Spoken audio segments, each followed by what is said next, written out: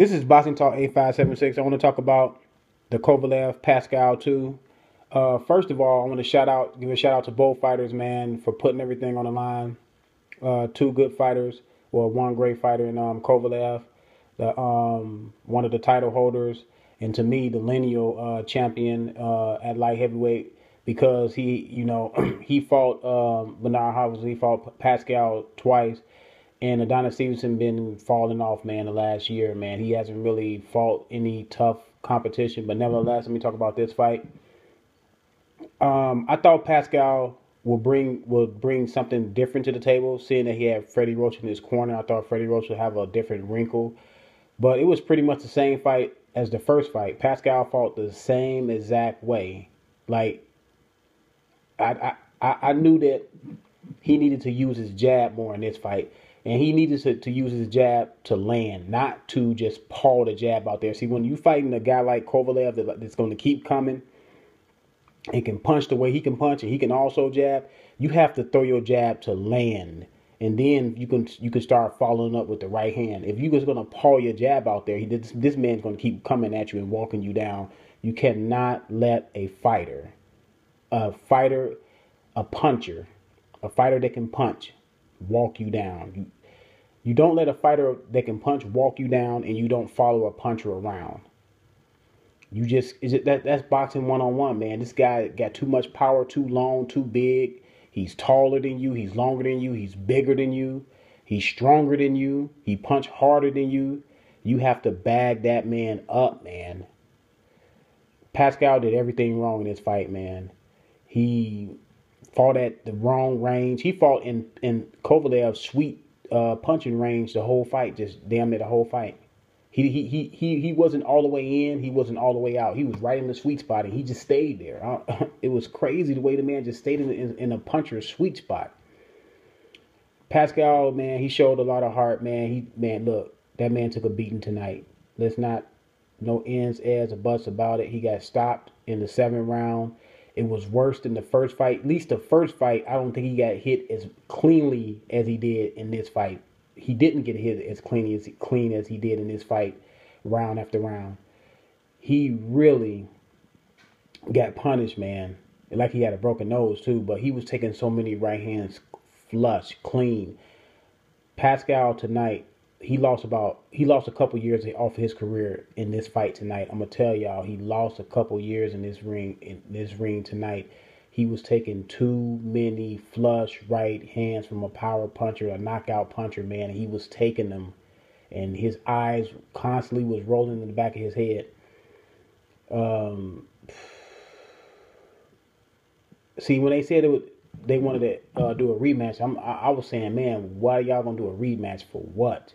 Like, I didn't think in the first fight, if they fought again that Pascal can do anything different, because the first fight had nothing to do with what Pascal did technically. It had something to do with this is just the wrong style for Pascal. So because Pascal, see, he can't fight a fighter that's busy like this and got power like this, because Pascal likes to take minutes off of the rounds, and inside the rounds he likes to take time off. When he takes time off, That means he's not punching. He don't punch. He don't throw no jab. At least when you have a jab, a functional jab, you can take, you can rest with throwing a jab, because it don't take much to throw a jab. So you can rest and take a jab, and the person don't know that you're tired. You can catch your wind. When he catches his wind, he catches his wind. I mean, he don't do nothing. And you can't do that against Kovalev. You just can't do that against a fighter like this that constantly punching. Kovalev is constantly doing something. Either he going to your body, or either he jabbing you, or either he walking you down, throwing combinations, throwing that right hand, throwing the hook. So it's no rest rounds. I knew Pascal, you can't rest, man, against a fighter like this. You have to keep a jab on this man. You have to keep a jab on this man, go to his body as well, because he can punch. One thing about a puncher, you want to go to his body so you can sap some of that power out of his system. So by round 6, 7, 8, 9, 10, he can, you know what I'm saying? He probably won't be punching as hard as he was in the first 5 rounds. You have to sap some of that power out of that man, because if you don't, you're gonna have a long night. And that will happen.